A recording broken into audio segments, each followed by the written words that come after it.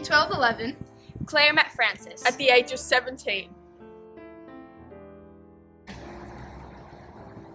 In 1212, The Order of St. Clare was founded. as a part of the Franciscan family. It was formed by St. Clare and St. Francis.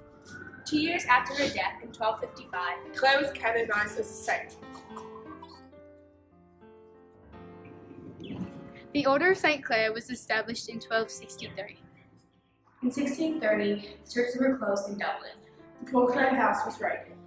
In 1830, nuns were sent from Harold's Cross To set up a ministry in North Ireland.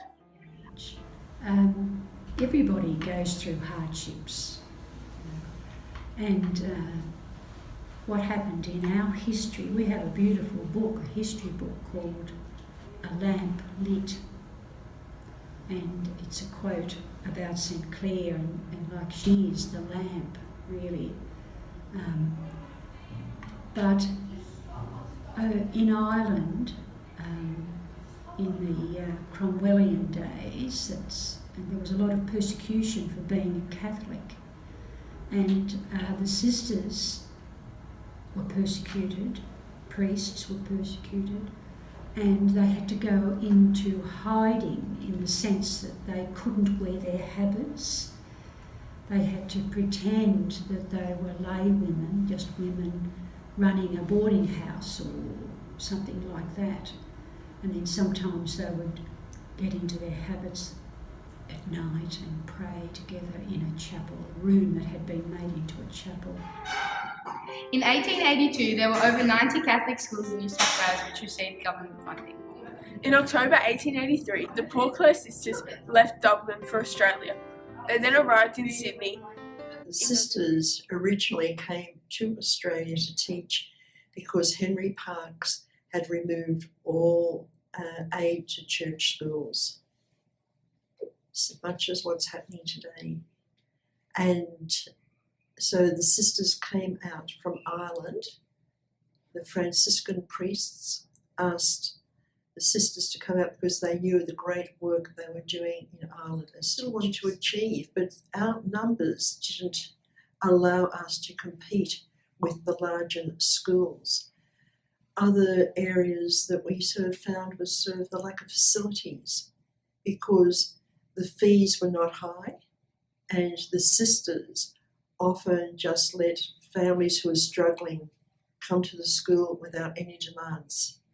And so then that meant that there wasn't surplus money to spend on enriching a lot of the surrounds for the group. In 1962, the Second Vatican Council begins. The first thing that impacted the order was a Vatican Council. It means a big meeting in Rome of all the bishops of the world and cardinals, and they talked about how the church should update itself. So the Vatican II was a few years after, well, it was just as I entered, really. I entered in the beginning of 62, and I think it was beginning. So it was a few years before the impact was felt, but the lifestyle or the life of the sisters was changing. The convent had been very enclosed, you hardly went out, and the Vatican II, the council, was asking all the sisters in the world and brothers and priests to think about how to live in the modern age. In 2013, St. Clare's College Waverley was sold to the Catholic Education Office. I think that Archbishop Fisher is doing what he can do. He has a very difficult job because there are so many people in society today who, to be religious or to have a spirituality, it's not cool.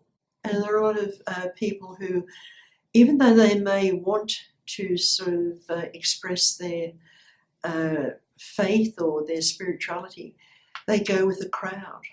And I think that the leaders of the church today have a huge role to play, because it's not only in churchy kind of issues, but they're being judged upon every word they say in all kinds of areas. This is St. Clair's Today.